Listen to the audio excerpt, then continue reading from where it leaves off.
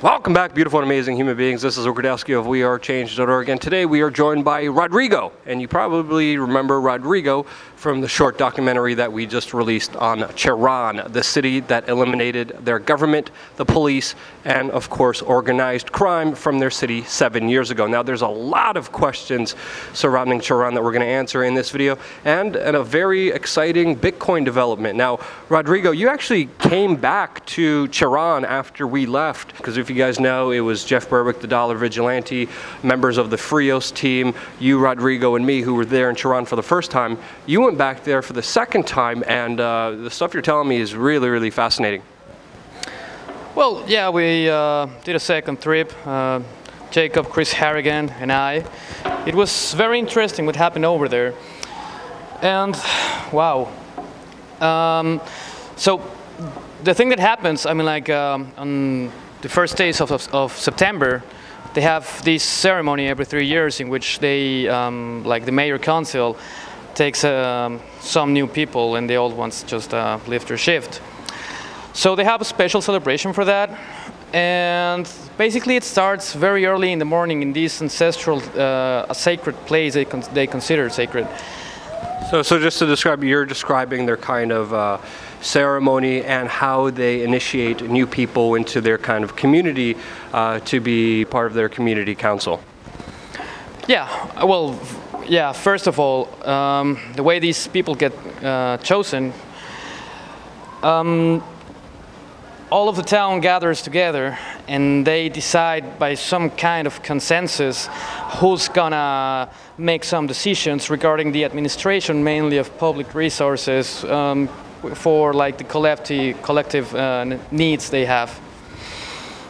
And once they have a decision, what happens is that the current council takes the council to a trip and explaining them what's being done and then what needs to be done. They don't get paid, and then when that process is finished, they do the change of shift. And they usually have a change of shift every 3 years, and once you're in, I guess, one of their offices, you can't really run again. And what was really interesting, it's a new kind of structure that's not hierarchical, but horizontal. And the way that they run their government, it goes all the way back to ancient times, but it really, really is extremely decentralized. So once, by consensus, when there's new people who are replaced, there's like a ceremony, right?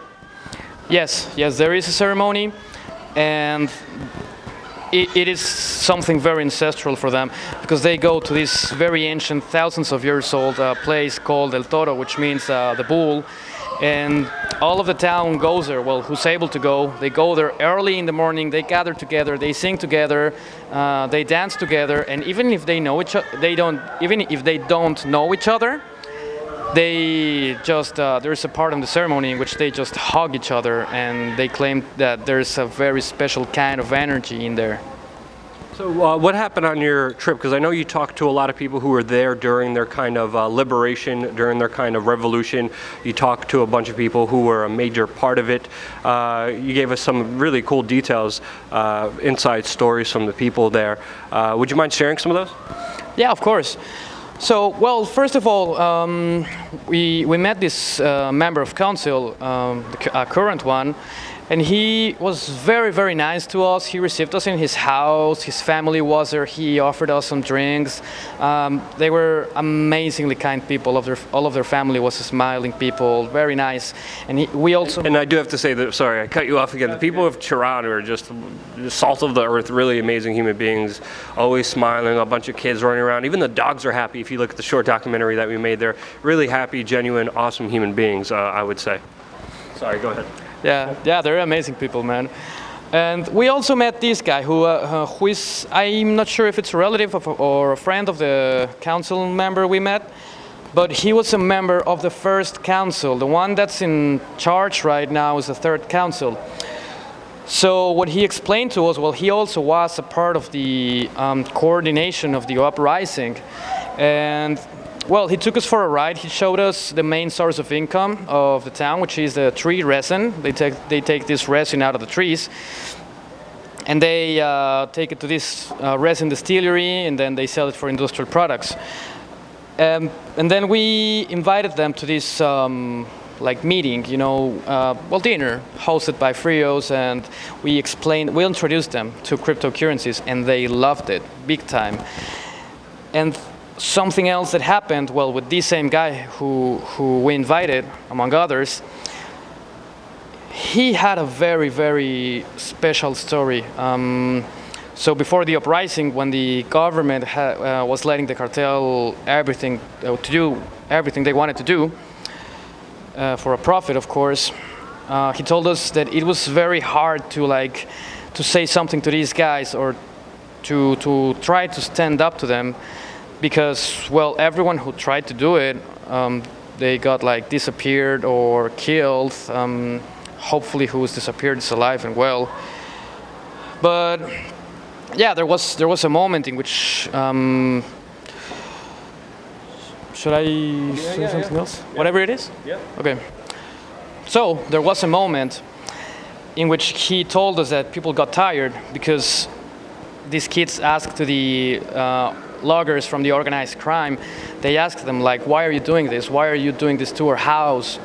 And then these horrible people replied, your trees and your house is the first thing. Then after that, we're going to go after your women, after your mothers, your sisters, everything. And then right after that, and after they locked down this huge ancestral tree, people gathered together. They were sharing these kind of little pieces of paper at night, on the night of April 14th, 2011. And what was written down on these papers was basically information of what was going to happen in the morning after, which was basically the uprising. So 6 a.m., April 15th of 2011, a lot of organized crime trucks come down from the hills. You know, they were carrying a lot of wood. They locked down. And then these very, very, very brave women, they stopped these cars. It was a huge caravan. They stopped them, and this caravan was inside of these cars of the caravan. There were these guys, you know, with heavy machine guns and stuff. So what these women do, they stop them. They take them out of the truck, even if they were armed. I mean, like the women and the people, they only had rocks, sticks, some machetes, a couple of 22s, and that's it, against heavily armed people, and of course the police who were with them. So they just stopped them. They take them out of the car, they beat the hell out of the car, they burn them, and then they take these people somewhere else. They applied some kind of punishment because they were really angry with them, and then they kicked them out. They also took the state police and local police's vehicles, guns, and they started protecting themselves. So after kicking them out, they were like very aware that they needed to stay alert because they could come back. So they set it up, these fogatas, which is fireplaces, in between like every corner of each street.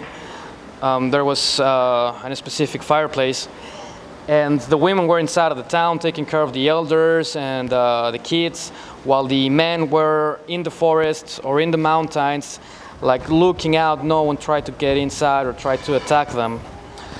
It was a very, very hard situation for them when they told us this story.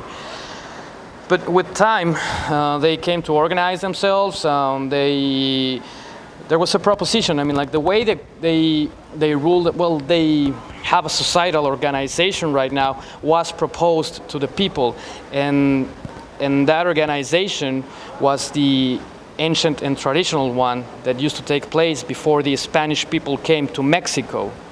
And after they made the proposal to the people, everyone agreed. Everyone was like, okay, let's do this. And they were open for changes. If something was not working out, they have a meeting and they discuss it, and they are super open to change it. And well, after the uprising, they started developing these projects in which they were reforesting their homeland. They were also, well, fixing streets. The thing is, they did a lot of things, and the expenses went way down. compared to the way it was with well, when political parties were having the power in town. Yeah. And the government and the big extortion racket that they were running on the people. And people need to understand how severe this was. A lot of people who took part in this kind of revolution lost brothers, lost sisters, lost mothers. We're talking about Michoacan, one of the most, you know, according to the news and according to the State Department, one of the most violent and most dangerous territories in all of Mexico, if not a large part of the earth. And for these people to turn everything around and make it a place where now you don't have any murders, don't have any kidnappings in a number of years is utterly amazing. And doing it through a new form of a new, I can't even say governments because it's not government, it's community-run decentralized authorities that decide through a consensus and through the community how they want to live their life with their community and what they want to do together. And it's important to note here the effect of the government and organized crime and police let a lot of this horrible behavior go unpunished. And they were destroying the environment there, destroying and deforesting the local trees there to the point where their local water supply was at risk because of this consumption of the trees that, of course, the government was just signing blind checks to. The police were protecting the armed organized crime, and it could have gone either way. It could have gone that these organized crime efforts could have won, but luckily they didn't, and now we have this kind of experiment of decentralization and a different form of existing with what many people say was impossible. Many people are saying this is not possible. Well, the video of Tehran, I believe, does make it possible. Now, they do have some interesting rules. You can't really live there if you're a politician. They don't believe in politics. They don't believe in campaigns. Campaigns are illegal. They do it all through word of mouth and consensus and just people talking to each other. What other interesting things did you note about this community yourself from your second visit?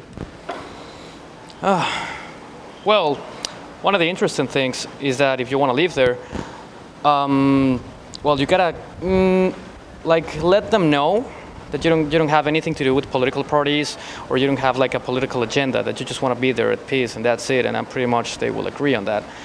But you will have to like let them know first, because it's a small community and everyone knows each other, and that's something interesting as well. Because, I mean, like, they told us that after the uprising, when they were having all of these fireplaces, they were all interacting with each other, so they got along pretty well. They also told me that after this, they became, all of the town, they became a family, you know?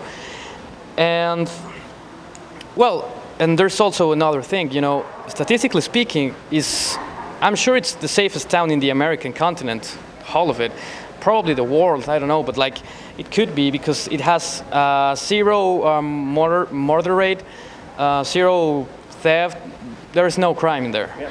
And the way they deal with some of the petty crime or some of the drug addicts or alcohol addicts is through rehabilitation and community service instead of just severe jail punishment. If there is a larger crime, they of course bring in somebody to help facilitate some kind of greater punishment than just community service and rehab. But I don't think they've, from what I've heard, had to do that in a very, very long time. Now, one of the most fascinating things, you didn't get to see this because we had to cut down the interview for the short documentary when we talked to the town elder. That video is available on our Patreon and our donation page, that you could see the full interview with the elder and our group on that channel. But the elder was even talking about when we brought up, why aren't you guys into cryptocurrency? He's like, well, the community has to decide, so we won't be manipulated or we won't be bribed by any form of money, so the community has to decide it. You came back a second time, talked to them about cryptocurrency. They were excited, and I want you to talk about that and also what they plan to do with cryptocurrency. So, well, yeah, we had a dinner for very important members of the community, some of them former main council members. And we introduced them to something that we believed could help them, and that was cryptocurrency, of course. And they loved the idea. They actually are very aware that the money government provides is heavily corrupted, it's constantly devaluating, and they don't want to be a part of that. They want to be fully autonomous. That's something else they told us. Fully autonomous, they don't want to rely on these big companies like sponsored by government supplying them their food or any other kind of resources. They want to do things clean, of course, because they love their environment. They even have a special ward for Mother Earth, and they worship the 4 elements, and they believe that they should live like in harmony with them. And well, also regarding the cryptocurrency, they had a plan, old plan, to have their own currency, and then when we talked to them about creating their own currency, they loved the idea. I'm not sure what's going to happen, but it could be nice. Yeah. And they were talking about using the funds and helping some of the reforestation efforts, setting up better barriers and protections against, of course, a lot of dangers that they face since they pissed off organized crime and the government. Rodrigo, thank you so much for coming back. Thank you so much for the update about Cherán. Oh, I finally said it right. Sorry for butchering it in the short documentary that we released. You should definitely check that documentary out. It's definitely paradigm shifting, I would say, at least. I may be biased because obviously I'm behind it. But regardless, Rodrigo is writing about his experiences in Cherán. He lives in Michoacán. I said that right too. And will be giving us updates on his Steemit account. So the link to his Steemit account will be in the description below. Definitely check him out. Follow him for more updated information on Cherán in Michoacán. I said that. Oh God, I butchered it again. Doesn't matter. Anyway, I love you guys. Thank you again so much for watching and donating and supporting and sharing, because if it wasn't for you guys, this work would not be possible. I would not be here. And we're only here because of you. So once again, love you guys. Stay tuned for a lot more.